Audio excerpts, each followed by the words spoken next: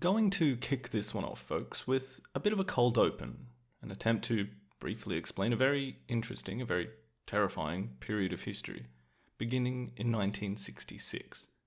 This is in the People's Republic of China, actually just 2 short months after Pol Pot had left the country, following his little sojourn in Hanoi and then Beijing that we discussed a couple of episodes back. Now, it might be a little jarring, a little incongruous to begin with a question like this, but here I go. What is the most significant swim someone has ever done? Yes, the topic is swimming. What is the, I suppose in terms of human life, human flourishing, human suffering, history generally, not just accomplishing some particularly long or fast swim, what is the most important swim someone has ever done? And you can imagine I'm going somewhere with this. I think I have an answer to a question that I can't imagine has been asked all that much, but here it is. Well, I would posit that the most significant swim someone has ever done was on the 16th of July, 1966. And it was performed by Mao Zedong in the Yangtze River near Wuhan.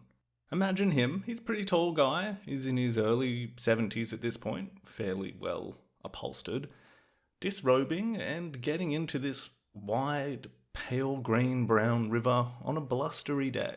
The swim would last for over an hour, as the chairman used the strong current kind of to his advantage. He basically floated around 9 miles downstream and emerged on the other side. And that was it. That's it, folks. That might be the most significant swim in human history. And the reaction from the Chinese press was about as fawning as you can imagine, without even the foreknowledge of why I'm going to call it the most significant swim ever. Well, the Chinese press pretty much treats it as if that's the case, as if this is one of the most impressive things anyone has ever done. They heap massive amounts of praise on the chairman, quashing any rumours that may have been around about his health at that age. Look how vigorous he was. No sign of fatigue.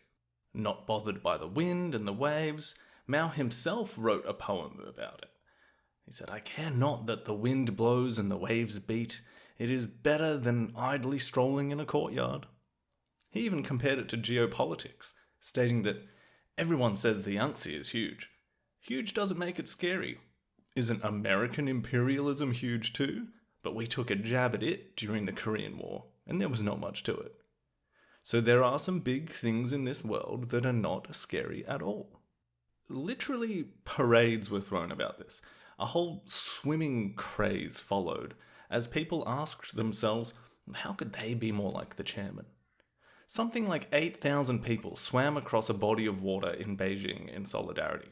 In another city, thousands would visit a lake every day to swim after a part of it is turned into a kind of pool after Mao's example. And perhaps it's just a direct, an inescapable result of how many people are going to engage in this physical activity. But one historian noted that at least a couple of people were dying every day from drowning because of this swimming craze that the chairman had caused. Now this big swim for Mao, this was far more than just a bit of exercise to show himself still in good health.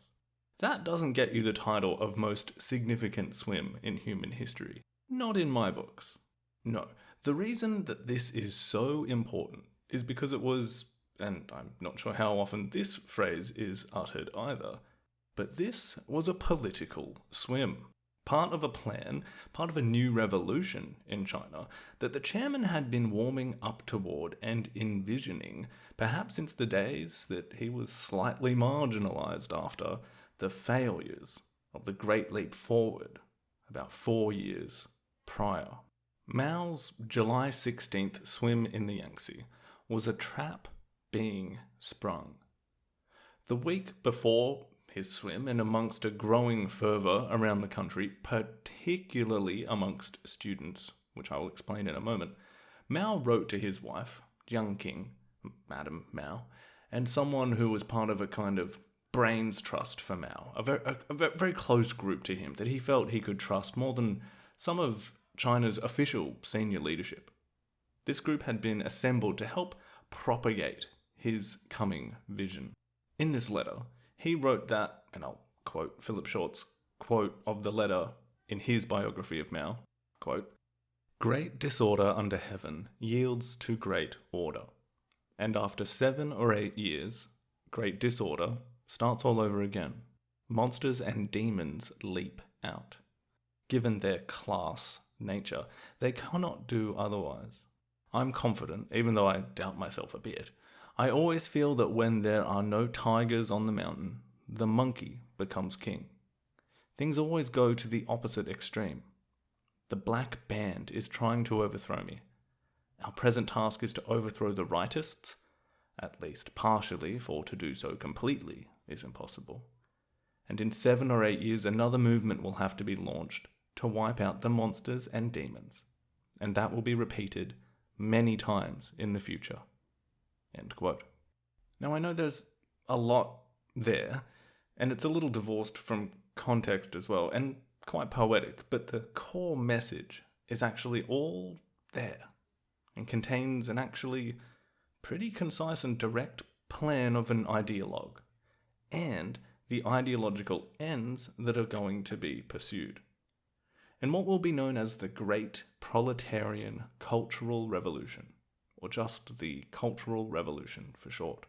Mao is saying that even in disorder, in chaos, in revolution, this system eventually settles into order, and that it's then that these class monsters will inevitably rise again. That the rightists are, well, they're back, and they need to be defeated, and that this process will need to be carried out again and again, that there has been a growing resistance to his vision, to the true communist path, and that has led to a sneaking back of those wishing to take a capitalist road. And if that sounds a little vague, well, I tend to agree with you. And the Cultural Revolution will be absolutely run on this vague ideological pursuit.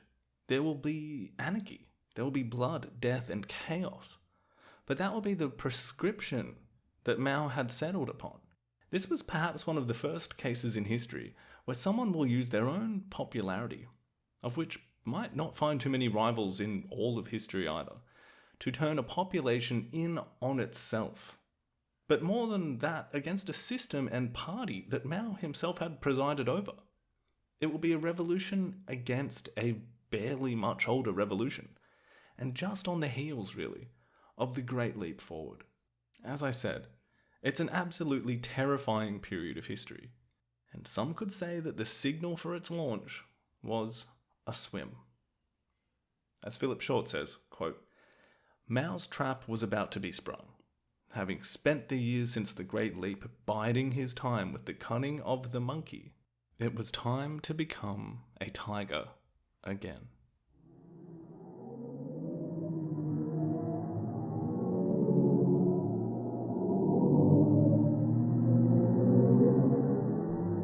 So this trap that's being sprung, signalled by his swim in the Yangtze, this coming cultural revolution, this was all part of a darkness that Mao had felt personally enveloping him, and perhaps more importantly, his legacy, as well as his People's Republic of China. Remember, it was in the 1950s that the then Soviet leader, Khrushchev, he delivered this so-called secret speech, and it sent shockwaves through the communist world as it denounced Stalin, denounced his crimes, denounced his cult of personality, very importantly. We discussed this at length in the episode dealing with the Great Leap Forward and the Sino-Soviet split, and it was in no small part a result of Khrushchev's perceived revisionism that had in some ways influenced Mao's decision to embark on his plan for China to surpass the Soviets as the world leader of communism, as well as an industrial might which could rival any other. Now, this wound itself into an initial attempt at more open political dialogue, the so-called 100 Flowers campaign, which, when it actually resulted in people questioning the government, was followed by swift and bitter reprisals for those that had spoken out. Now, following this, the Great Leap Forward was embarked upon, beginning in 1957, and by 1962, tens of millions of people had been worked, beaten, and starved to death. In the aftermath, naturally there is a degree of blame to be apportioned to the hands of Mao, the architect and drive behind this, well, perhaps the largest famine in human history. Mao takes one or two steps back from the spotlight, but he is most certainly not done. He is still the chairman, and he begins planning a counterattack to stop the possibility of a Chinese Khrushchev, who might be able to seize this moment and destroy the chairman's legacy. Following the disastrous Great Leap, Mao's top lieutenants, Liu Shaoqi and Deng Xiaoping, had sort of stepped into the picture to do what they felt needed to be done to fix things up a bit. They had reversed Mao's preference for ideological redness over technical and scientific expertise. They invited many of China's intellectuals, many of whom had been severely maligned in the aftermath of the 100 Flowers campaign, to come back and contribute to this much-needed reconstruction. Now, this must be pointed out when discussing the coming Cultural Revolution, because Mao's contempt for Khrushchev and his notion that the Soviets were destroying the work of the prophets that had come before, well, he felt the same was happening in China. In historian Frank de Cotter's words, what Mao was planning would be a way of preserving his legacy, while also addressing this question of how to allow for the worldwide communist revolution to continue in spite of the so-called revisionism that he was seeing in the Soviet Union. Mao thinks that the capitalists are eliminated in the wake of the 1917 revolution in Russia. Likewise, in his own version of this in the People's Republic of China in 1949. But Mao thinks that the capitalist culture somehow lives on, and is now presenting itself as this return to a kind of status quo, a return to the capitalist road. The monsters and demons that he spoke of in the letter to his wife. Mao wondered that perhaps even Liu Shaoqi considered his heir apparent for some time now. Perhaps he would be the Chinese Khrushchev and try and erase Mao's legacy once he was gone, or perhaps even while he was still alive. Well, the answer, well, it would be to eliminate this capitalist culture once and for all, to radically test the leadership of the Chinese Communist Party, to reshape and re-revolutionize the masses and the very structure of the society that Mao and the communists had themselves built. And this would take the shape of the Cultural Revolution. Okay, so before I mentioned that this swim, this aquatic spring of the trap, this was occurring amongst a somewhat, well, there'd been a bit of a fever pitch being reached in some parts of Beijing, particularly for students. For months, if not years, this temperature had been gradually increasing, and in fact Pol Pot had been witness to this during his time in Beijing as well. Now, it was a concerted effort, stemming from Mao, in the aftermath of the Great Leap, what he proclaimed to be a massive socialist education campaign. Now, initially started as a way for him to regenerate his cult of personality in the military, it then began to target the nation's youth generally. Study sessions conducted by Maoist political instructors sent out to schools, universities, and local branches of the Communist Youth League promoted the study of the recently released Little Red Book, the collection of Mao's sayings and aphorisms. This was aimed at completely indoctrinating the Chinese youth into militarism, Maoism, and class hatred. Mao had come to envision a blurring of the lines between military organization and political action, where the army and people became less distinct from one another, where military discipline and know-how met political energy and widespread support. By the end of this campaign, you will have a whole generation who are just itching to carry out class warfare, to do revolution.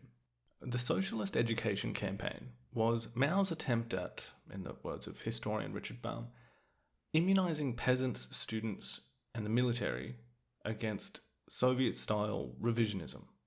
Mao had perceived this steadily creeping capitalism, but it was possibly not just out in the masses. No. He saw some top members of leadership and various bureaucratic circles in places like Beijing as having these tendencies.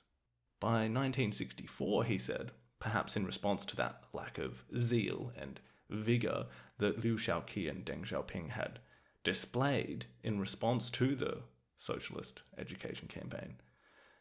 Well, he said that the new goal of the socialist education movement was now to rectify power holders within the Chinese Communist Party who take the capitalist road. These kinds of ideas that were, that there are these secret capitalists forming little cabals. They were in positions of power as well. This was being transmitted to the youth via these study sessions and the Maoist indoctrination across Chinese educational institutions, high schools, and colleges. The message was also circulating that there were, quote, unhealthy tendencies in the arts, like in cultural and literary areas. Now, I know the phrase has a slightly different connotation now, but what this essentially boiled down to was the search for politically incorrect sentiment in books, plays, and music. Anything that didn't adhere to strict socialist realism. And there was this one play in particular that really caused a stir when it was explained to Mao that it might be this subversive way of criticizing his dismissal of a popular politician during the Great Leap Forward.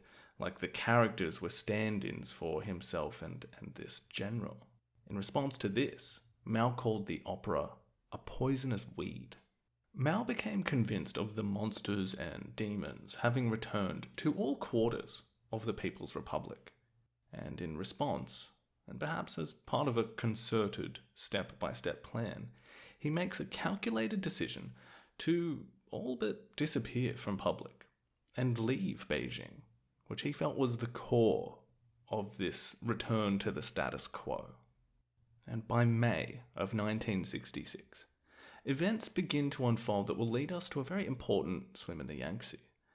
Amongst a well-publicized fallout from a critique of that play that Mao had denounced, the playwright of which, he was actually very close to the Beijing party leadership. And this creates a stir whereby everyone connected to this is accused of anti-party crimes, up to and including the mayor of Beijing.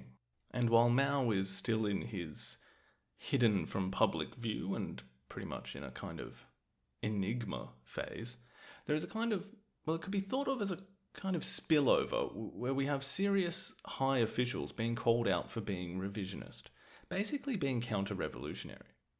And I feel like you see a similar thing today where perhaps there would be a political scandal of some order of magnitude and a list of recriminations about other things that tend to come to light around the same time. And this will often result in dismissals or, resigning from positions. And perhaps I'm linking these things too directly, but it must be thought of, within an atmosphere of political disarray in Beijing, and perhaps a kind of confirmation of Mao's vision that had been instilled in the student population.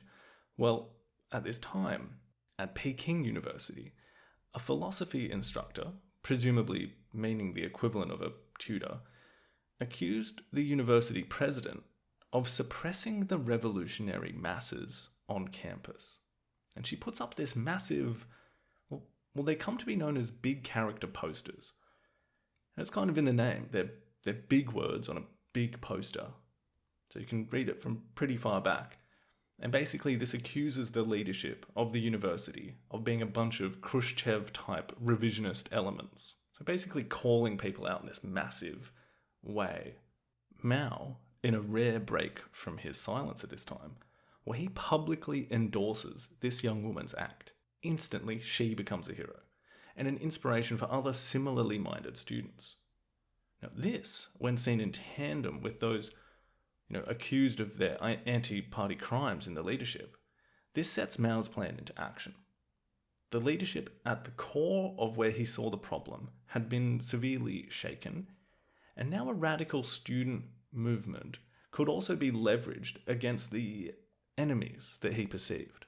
By June, Liu Shaoqi and Deng Xiaoping were looking at a number of disturbances across numerous Beijing campuses.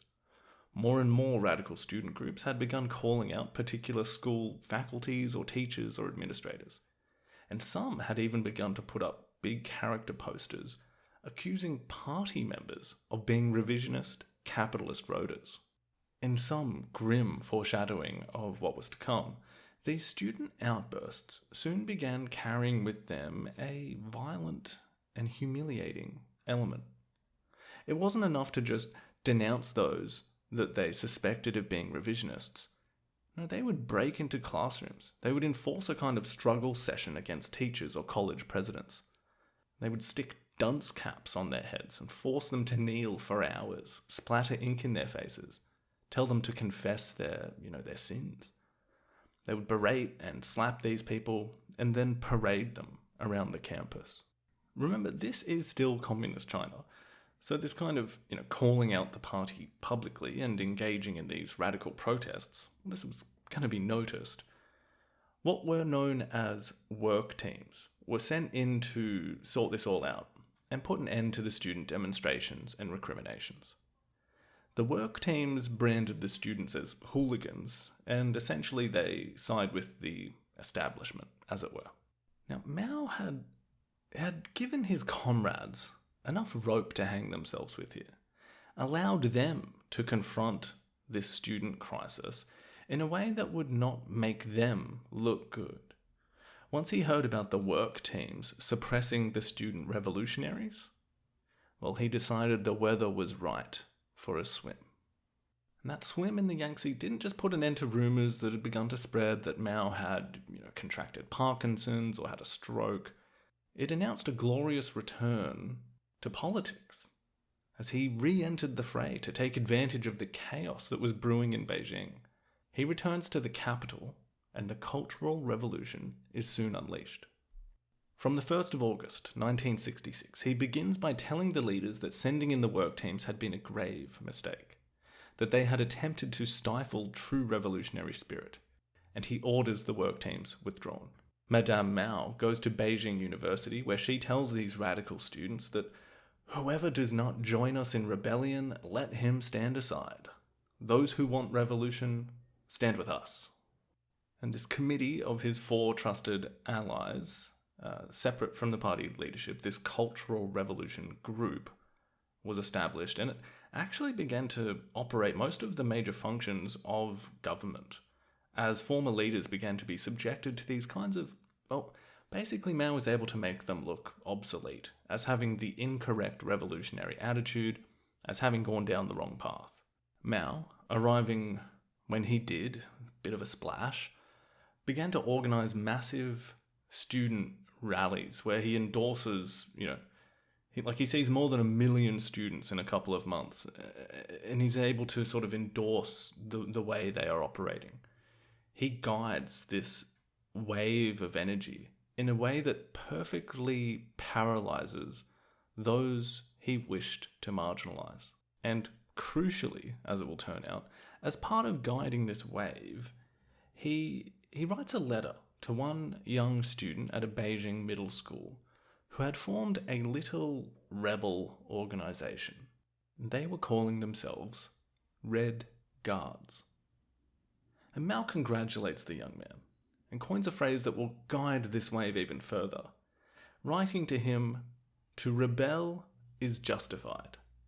And the slogan of the Cultural Revolution was set.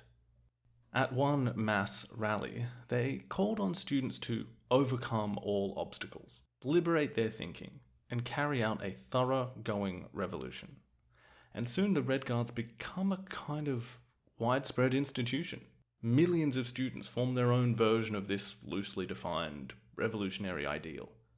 They arrive in the capital to be received by Mao in drab, olive, military-style uniforms with bright red armbands and waving their little red books. And they chant, "Long live Chairman Mao, a long, long life to Chairman Mao."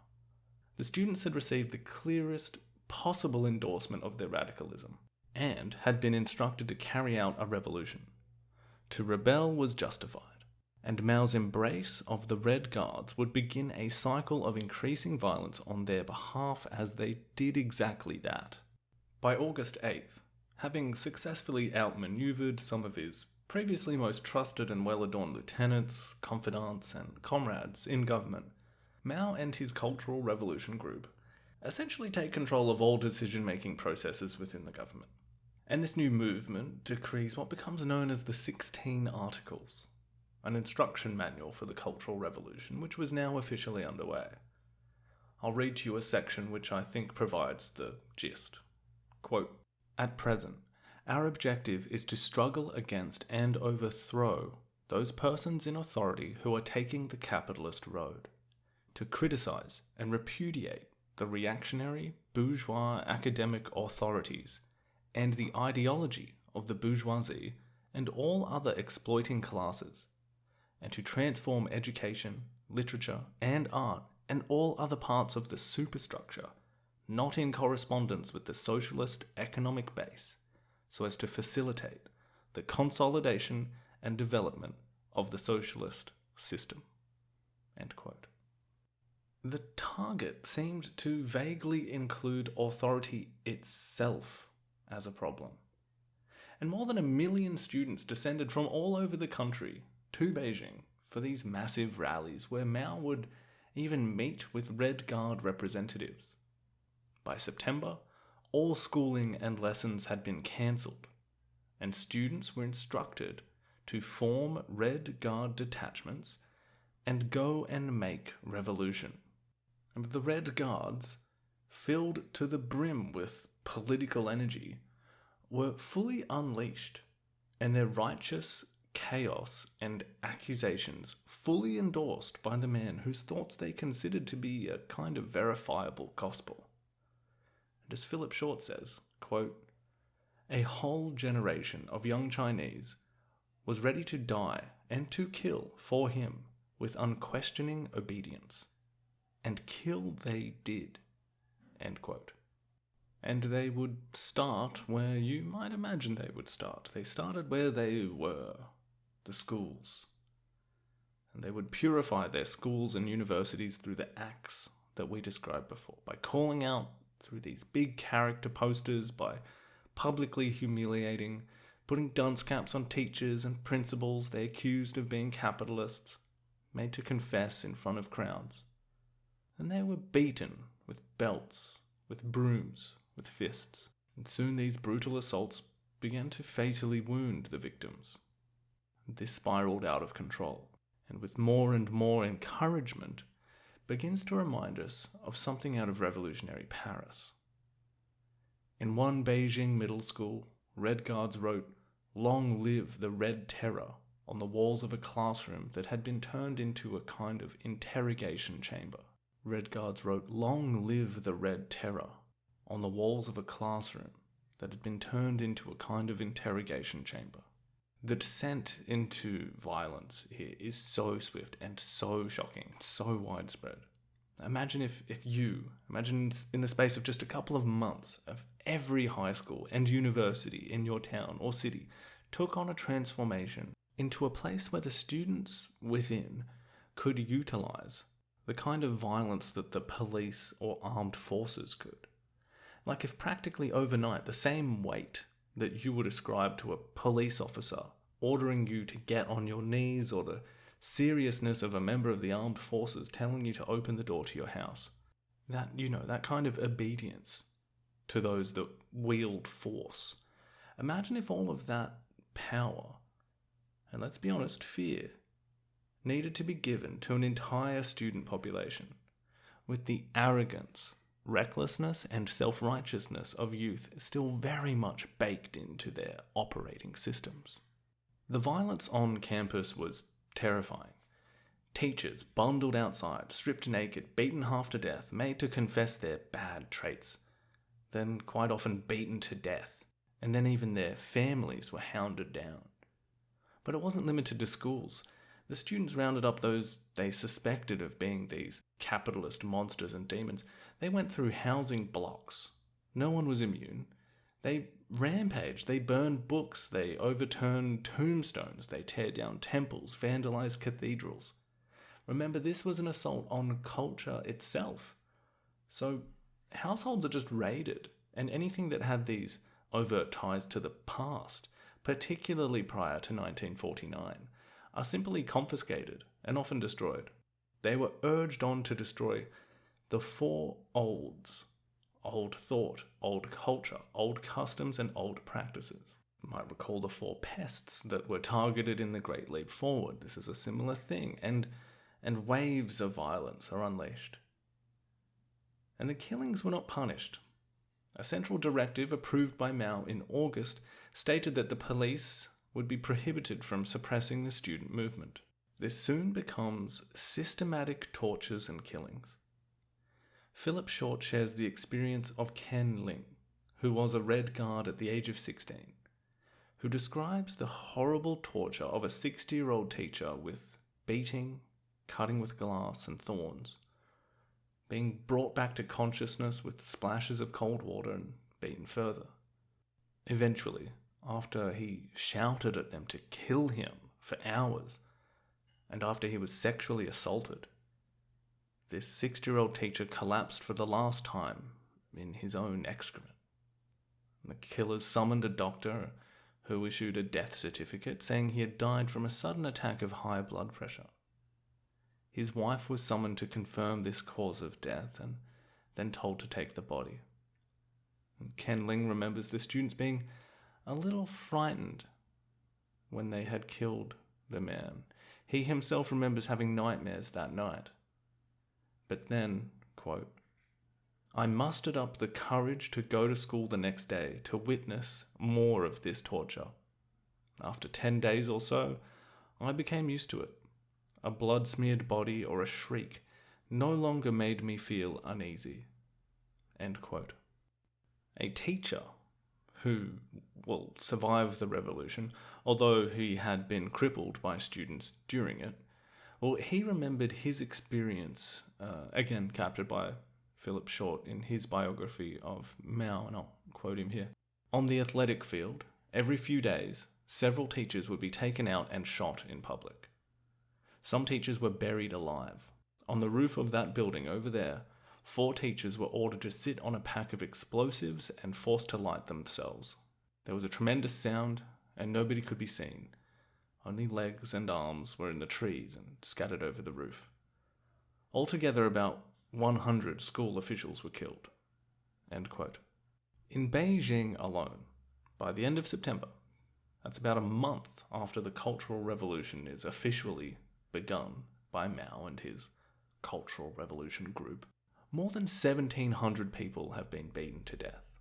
Soon, and in another echo of the French Revolution, the Red Guards begin factionalizing, begin turning on each other, initially along class lines, between those students whose families might come from worker backgrounds or peasant backgrounds, or along the lines of those whose families had party connections. And these factions will soon engage in limited fighting on the streets. They will even set up their own kinds of detention and re-education centers, where they will punish and discipline those within their own ranks. And if you shudder at the thought of what a massive, young, power-mad, foaming at the mouth ideologues might do when they begin to torture these young men and women, well, you should. It is just as bad, and even worse, than you might imagine. Not just heavy beatings, but real torture. I'll spare you the details here. The Red Guards, they attempted to make Beijing pure, with all of the aforementioned destruction and violence that was required. And the Cultural Revolution group had little to no concern for the killings. For Mao, this represented a new generation engaging in doing revolution. And for him, for his vision, this had become a necessary process. The need for continual revolution, to continually sweep clean the monsters and demons by their class nature, cannot help but burrow in and attempt to steer the revolutionary zeal and systems towards a capitalist road. But Mao's vision of these revolutionary youth purifying the upper echelons of the party, well, it had spilled out over the country, and it was ordinary people who were being attacked, being purified. Frank Dicotta discusses in his book, The Cultural Revolution, A People's History, an instance where around 300 people were killed in the outskirts of Beijing, in Daxing County. An extermination of a whole class of people was undertaken, supposedly a landlord class and their families, accused of plotting revenge against the party. I'll quote him at length here. A night of butchery followed, carefully coordinated across several people's communes. Party activists joined the local militia in locking their victims into their own homes or makeshift prisons. They were taken out one by one. Some were clubbed to death. Others stabbed with chaff cutters or strangled with wire. Several were electrocuted. Children were hung by their feet and whipped. One 8-year-old girl and her grandmother were buried alive. Entire families and their children were killed, as they wanted to make sure that there would be none left to take revenge years later. Most of the bodies were thrown into disused wells and mass graves. In one case, the stench became so overpowering that the villagers had to dig out the bodies and throw them into a pond instead. End quote. He goes on to say that an officer in the army sent a report about the killings, which was passed on to the Cultural Revolution group, who didn't lift a finger in response. Mao Zedong thought, Mao himself, he had transcended from just being venerated into something closer to worship. Someone who owned a poster of Mao that was seen to have a small puncture hole in it could be seen as a potential counter-revolutionary. At workplaces in the morning, everyone would stand in a rigid formation and bow 3 times before a portrait of Mao. Red Guards were seen telling the victims of their terror to pray to Mao for forgiveness. The Little Red Book became imbued with supernatural power. The whole country was engulfed in this purity of his vision. He could issue verdicts on different factions, turning millions on millions. He could change his mind in a flash. He thrived. In Philip Short's words, quote, his deification, the fanaticism of the Red Guards, created a climate of militancy and menace so overpowering that no one could oppose him. The chairman was elated. At his 73rd birthday party, he proposed a toast to the unfolding of an all-round nationwide civil war. End quote. He would soon realize, however, that just relying on students would not be enough, and soon the impoverished workers and peasants were sought out to join this maelstrom of Maoism and continual revolution. This, essentially, led to a point where almost everyone in the country was given this tacit permission to form a kind of revolutionary group, to organize and struggle like the Red Guards, to tear down any perceived vestige of the Four Olds. These factory workers and other similar groups who started calling themselves revolutionary rebels would form another wave of ideological energy for Mao to use to smash his own systems to pieces. And he will take China even closer to the brink of an almost pure anarchism. But that doesn't mean that the young Red Guards are done. In fact, by 1968, they had begun to carry out their factionalism to such an extent that they had genuinely begun just walking into barracks with impunity, picking up arms and light artillery, and walking out. The army had still been issued strict orders not to suppress the Red Guard movement. But as a result, we literally have different Red Guard groups genuinely engaging in well-armed skirmishes in the streets. Government buildings, parts of cities, they turn into war zones. In Wuzhou, Guangxi province, 2,000 homes were destroyed as part of this infighting, and 40,000 people were left homeless.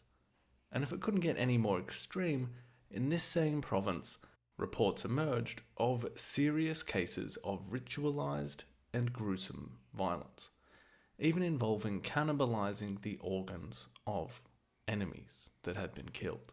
It's just I've realized I'm repeating myself here, but it is a terrifying part of history.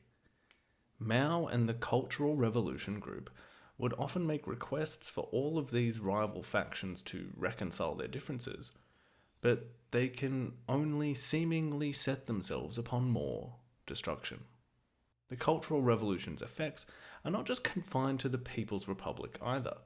In the last episode, we spoke about the effects in Cambodia, the effects on, say, someone like Sihanouk, but the actions of the Red Guards do have a negative impact on the Sino-Soviet split as well. The 60s had seen a steady decline in the relationship between the two countries, what is known as the Sino-Soviet split, which we also introduced back on that episode on Maoism. So with all of Mao's bluster about Khrushchev and revisionism and all of that, there is a sort of brief border conflict between India and China in 1962, and the Soviets remain very neutral towards this. They don't really offer any kind of overt support for the Chinese. And in a sort of tete-a-tete, Mao was publicly criticizing Khrushchev's performance, his backing down, over the Cuban Missile Crisis. Now, by 1964, China had tested its own nuclear device without help from the Soviets, which was a massive deal, really, announcing a kind of strategic independence from the Soviets that only put more pressure on this split as it fast becomes a chasm. We will return to the wider implications and the geopolitical realities of the relationship between the two socialist superpowers at the end of the episode, but for now, in terms of the Red Guard chaos, you will have naturally assumed that the kind of Maoist rhetoric about Khrushchevites and the like will have permeated the radical Red Guard movement, and you have to ask yourself, where would they aim that kind of attention? Well, in 1966 through 67, you have thousands of Red Guards demonstrating at the Soviet embassy, shouting their slogans, even renaming the street the Struggle Against Revisionism Street. And you have people being spat at on their way to the embassy and things like that. And it's not the only one.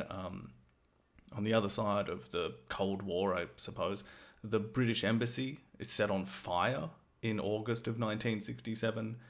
I was reading a British newspaper from that time, and it's talking about youthful Maoists, and that the communications from the embassy sort of went dead as the last thing they said was they're coming in. Like, really dramatic stuff, particularly in the fairly normalized world of regular diplomatic relations. Like, someone's embassy being set on fire is really extreme, and you have the world sort of watching on as this happens. It's really crazy. Where else? Is at the North Vietnamese embassy as well, seeing that they were taking more assistance from the Soviets in the war with the US, and therefore, in the Maoist mindset, taking a revisionist path over the Maoist one.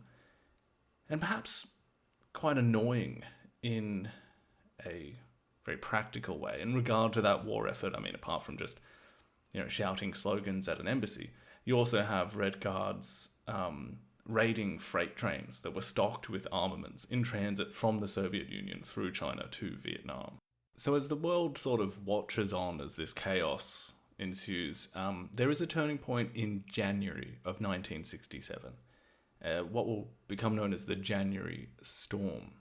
And this begins with more than 100,000 revolutionary rebels, so less the Red Guards and more, factory workers and people like that. But they confront, I think it's about 20,000 government organised people. Essentially, the 100,000 win. Basically, they take control of Shanghai and sort of replace all of the existing power structures there. And this is initially applauded by Mao, which then spurs other similar groups across the country and other cities to do similar things. You've got factories, offices, commercial establishments across the land all descending into this kind of anarchy where Like I said, these existing power structures are replaced with kinds of, they're called, sort of like an ad hoc thing, it's called a revolutionary committee, which, due to the bottom-up nature of this entire cultural revolution, are poorly managed and often susceptible to the kinds of infighting and score settling that many of the Red Guard factions had been as well. As government structure itself begins to be overthrown, the anarchy brought to the country by Mao seemingly reaches a kind of boiling point, where it can only now begin to just evaporate into steam. While Mao's goal of destabilizing the leadership of his party has been realized, as previously senior officials are either relegated, put in prison, publicly humiliated, or disappeared, as he reigns supreme and his cultural revolution group, the rest of the country falls into factions of those now fighting each other. They all claim fealty to Mao and Maoism, but it's person against person, rebel group against rebel group, Red Guards against Red Guards. This, however, this loss of Shanghai to this revolutionary committee and these committees coming up everywhere, but what that means, and again, this is amongst all the other chaos I described, but it's at this point, basically from February of 67, where Philip Short describes a crossing of the Rubicon, an acknowledgement that the compass has been lost. Like I said, it's not that things stop overnight here.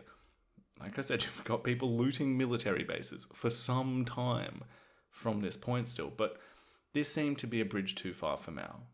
I'll quote Short at length here because he nails it, as always, and this is after the Shanghai group has basically tried to establish a kind of a commune, which would have seemingly been one of Mao's ideals for this whole cultural revolution, right? Well, in any case, here is Short's summary of the January storm. Quote, "The reality was rather different. The Shanghai leader's move had forced Mao to look into the abyss, and he did not like what he saw. A system based on the Paris Commune, with free elections and unrestricted political activity, meant allowing the masses to rule themselves.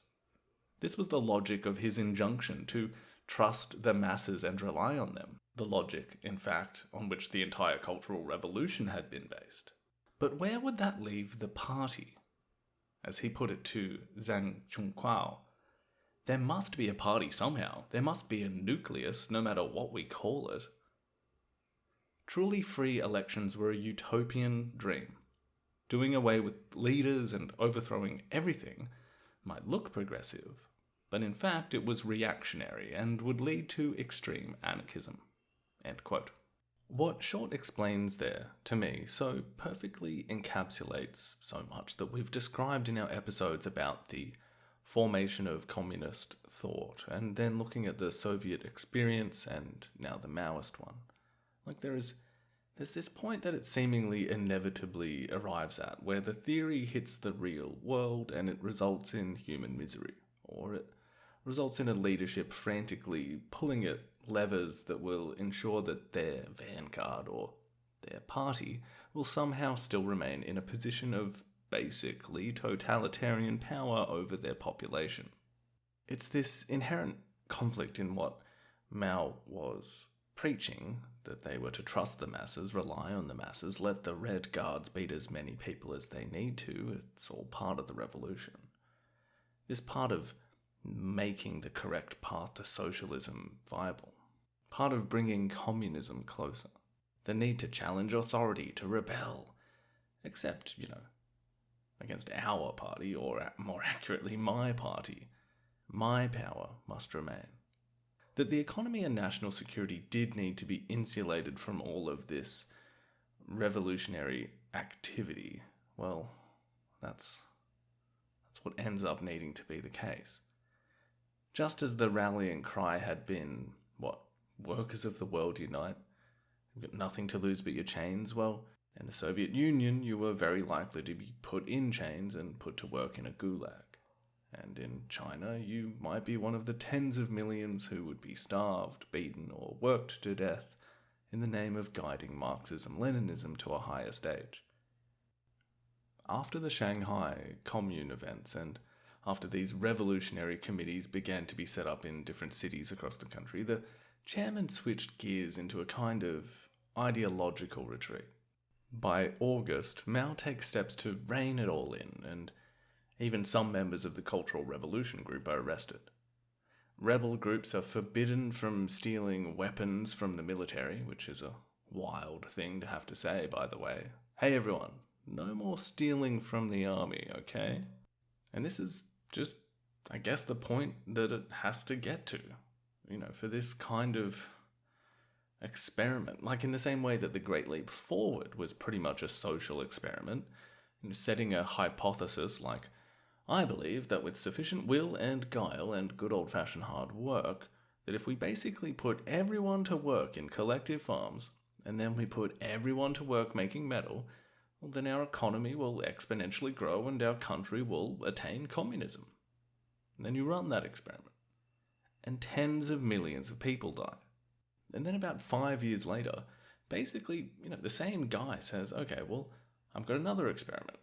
What if we indoctrinate the youth in our country to such an extent that they believe they can do no wrong, and then we tell them that there are counter-revolutionaries everywhere, above and below, and that forming their own militia and going out and destroying some ill-defined markers of old culture, well, this will make their quasi-deific leader pleased.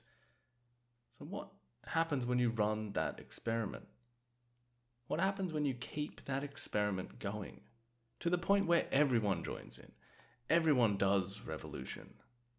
And I genuinely find it hard to get my mind around this whole period of history because on the one hand, it's fairly straightforward. It is this social experiment, and the results of running that experiment make sense. But on the other hand, it's just so utterly baffling to have begun this experiment. Can you even begin to imagine what it would be like to have lived through it? It's absolutely outlandish. It's like something out of Lord of the Flies. Well, how does the experiment end? How does it all go? Well, just for history's sake, I will say that someone like de Cotter will break the Cultural Revolution up into distinct periods. He deems these, the first period being the early years, sort of, 62 to 66, with the moves that will allow the next period to occur, the so-called Red Years, where the Red Guards are unleashed. And these are followed by the Black Years, beginning in 1968 and lasting until 1971. Now, we won't really get too far into the Black Years in this episode, but we will revisit China briefly, often, as various members of the Communist Party of Kampuchea, as well as a certain prince, will be spending plenty of time in Beijing over the next decade or so. In any case, in this discussion of the Cultural Revolution, we've seen the Red Guards unleashed, the chaos that ensues when anarchy is given access to military-grade arms and ammunition. And then we get to this point around 1968 where, as Short said, Mao has looked into the abyss and not much cared for what he saw. So how do you rein things back? How do you rebuild from here? Governing bodies in virtually all Chinese provinces were being replaced by new revolutionary committees.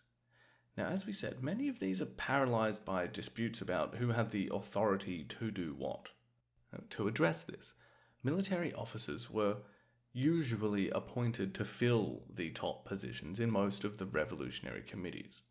The army is really relied upon to bring back order to the country. In fact, by August of 1968, the army is authorised, finally, to use force to suppress Red Guards who were still engaging in large-scale destructive acts. This was the required tonic to finally dispel the pandemonium. The only institution that could arrest this was the army itself. And following this, thousands of what were known as Mao Zedong thought propaganda teams, which were led by the army, were sent into schools, factories, and villages. For some time now, the message to students and workers alike had been something along the lines of, it's time to go back to work. It's time to go back to school. You can do revolution after you've finished work. And once the Red Guards and revolutionary rebels were brought to heel, well, perhaps one of the saddest episodes in this utterly depressing saga occurs. And what do you do with the Red Guards? What do you do with these kids? And even, bizarrely to say, but practically, they've been out of school for a couple of years. Remember, class has been cancelled.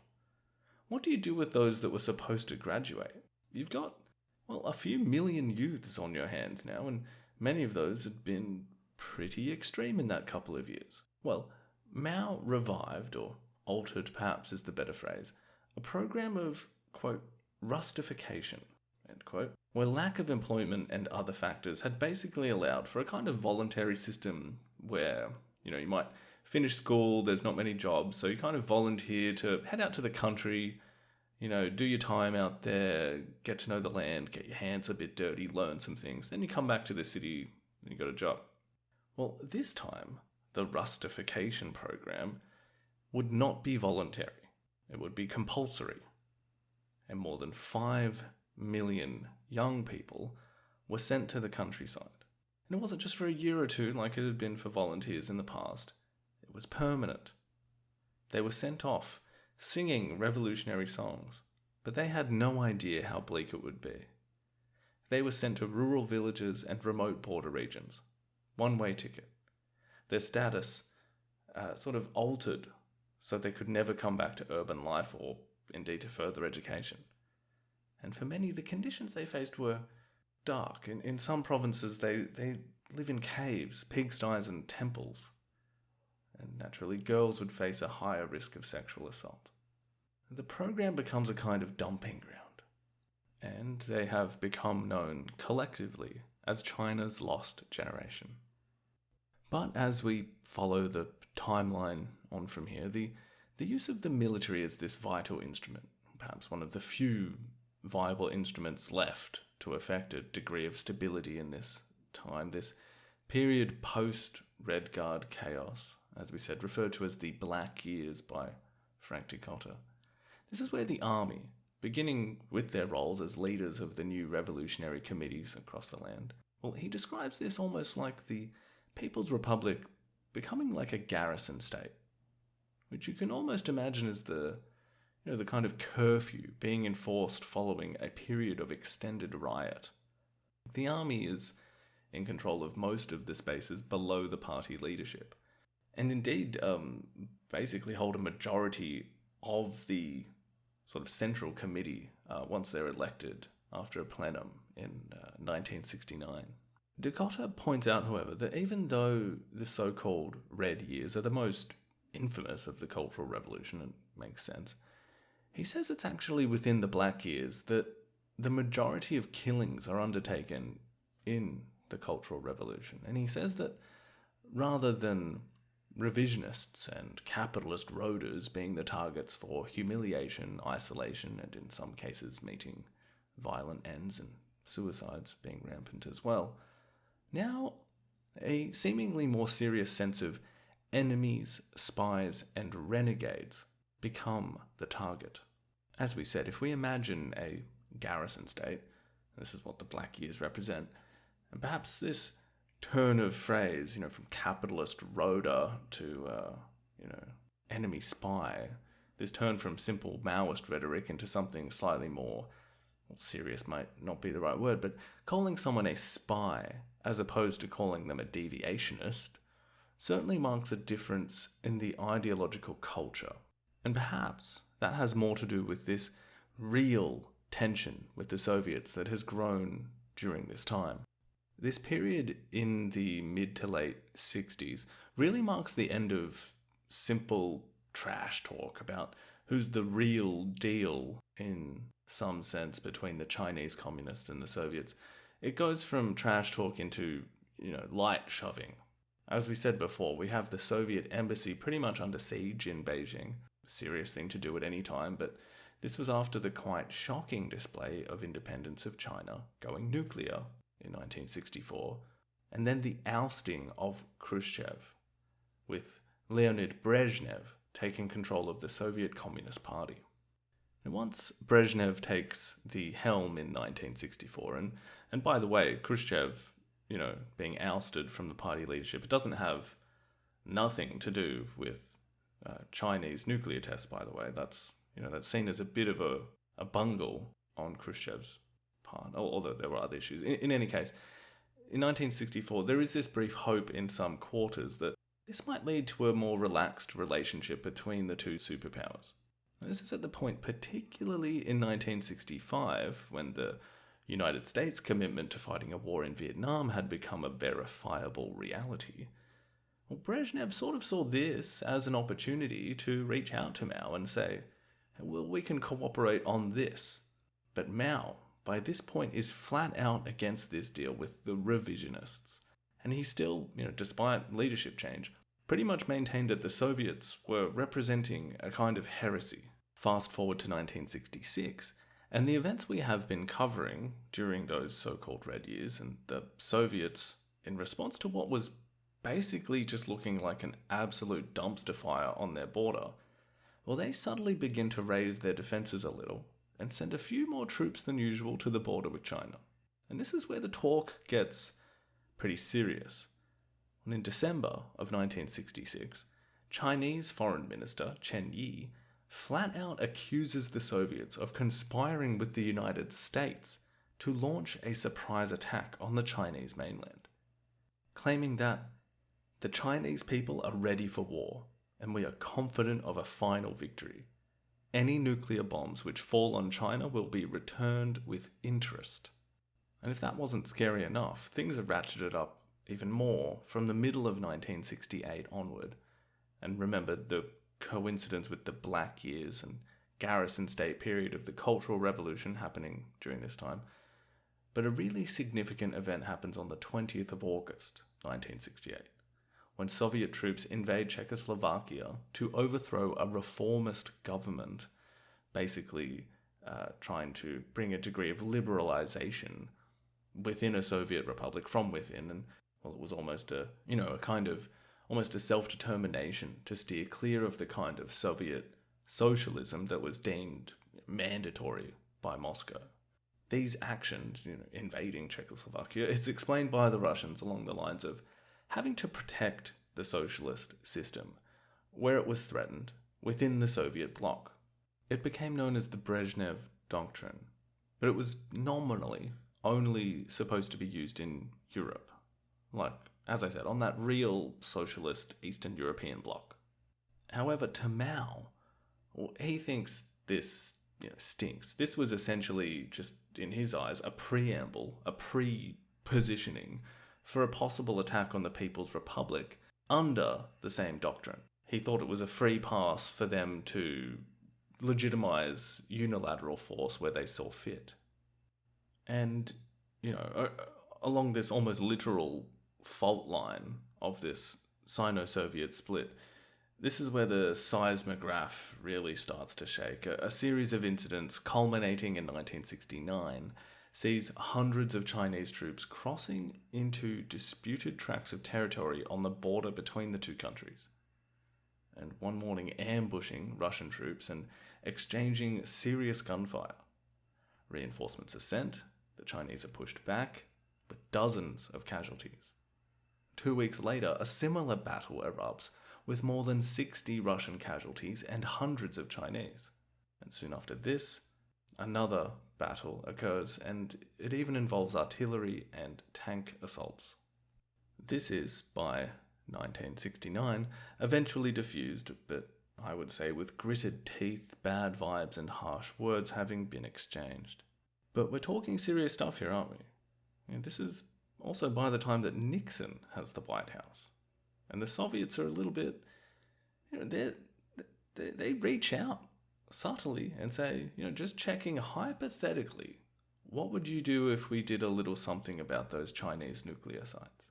Now, Nixon flat out rejects discussions on the topic, but for Mao, no doubt getting some sense of this, in a somewhat bizarre turn, or perhaps in a cold and ruthlessly genius one, the Soviets become such an enemy that perhaps the enemy of your enemy becomes your friend.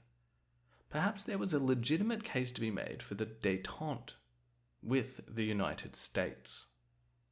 Now, I'll leave that there because it kind of neatly packages up a whole massive part of that historical hurricane for the next few episodes. That's, an El Nino kind of deal for the Cambodian part of the story that's going to be mixing with things for a long time.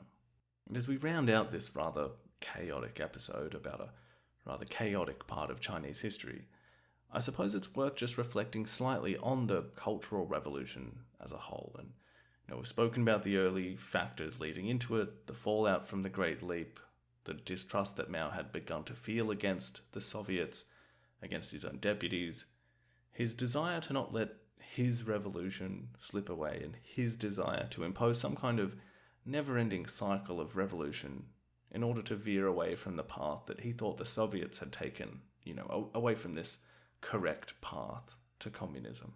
How he indoctrinated the urban youth in a way that could only be compared to a kind of self-deification. That he crashed this fist of youthful energy and commitment to his cult of personality to destroy and rebuild the structures of his party across the country. As historian of the period Andrew Walder suggests, this was the vision of a committed ideologue who tore his own system apart in pursuit, as we mentioned, of fairly vaguely defined ideological ends, and where Mao had imparted the gift of doing revolution to a whole generation who had missed out. Now, we've covered the chaos that this cultural revolution brought, but I realise I've not given a specific death toll throughout. Most scholars, including Chinese scholars, will suggest somewhere between 750,000 to 1.5 million deaths, with around the same number being permanently injured. This is a period of mass death, and one struggles to see its point. It was inextricably linked to the Sino-Soviet split, as well as the Great Leap Forward, and it cannot be divorced from Mao. It is almost an equal measure, a result of this one man's extreme power and his feeling marginalized from the political process, concerned of his legacy, but also someone who was deeply committed, who literally believed in revolution and that Chinese society was drifting toward the thing that he hated. And it was his mission to disrupt that. As Mao brought anarchy to his country, as he celebrated a civil war that he had brought about, he had eventually turned away from pursuing this pure cause that it might be said the Cultural Revolution was aimed at achieving. And it's here that we can see the blend of the ideologue, as well as the ruthlessness of a highly skilled politician. As Philip Short says, quote, "The Cultural Revolution might appear to be a descent into madness, but Mao had moved at each stage with circumspection. He had made clear from the outset that destruction would have to be followed by rebuilding, and that the Great Disorder, as he had put it in July of 1966, would eventually have to yield to great peace." End quote. Officially, as the party began the rather tough task of rebuilding itself in the aftermath of the Red Years and into the Black Years, the Cultural Revolution was considered to be an outstanding success. Mao was credited with raising Marxism-Leninism to a higher and completely new stage, and creating a guiding philosophy for the era when imperialism headed for total collapse and socialism toward worldwide victory. That's the official, this is how we're remembering this. Mao Zedong thought was now equal to Marxism-Leninism. And Mao had, more or less, got what he wanted. Top deputies had been purged, all outward manifestations of bourgeois thought and behaviour had been eliminated, the army had stepped into a much more prominent position, and some members of the Cultural Revolution group, one day to be infamously known as the Gang of Four, well, they were also being set up to sort of vie for power with the military as Mao approached his mid-70s. Now, to finish this episode, and perhaps the last episode that will see us completely depart the Cambodian story, I will leave you with Philip Short once again, who describes, artfully, as per usual, at least one view of the aftermath of this Cultural Revolution. Quote, Outwardly, China had become a sea of collectively owned grey buildings, of collectively farmed fields, of uniform blue cotton clothes, where the only colour came from the red flags on buildings. Ornament of any kind was forbidden, culture had been reduced to Madame Mao's 8 revolutionary model operas. There was no markets, no street stalls, no peddlers. Every bicycle was black. End quote. I want to thank you for listening this far. I want to thank you for your patience for this series as a whole. I want to thank those that donate to the show and those that leave ratings and reviews, and for everyone that gets in touch. Until next time, this is Lachlan Peters, and this is In the Shadows of Utopia.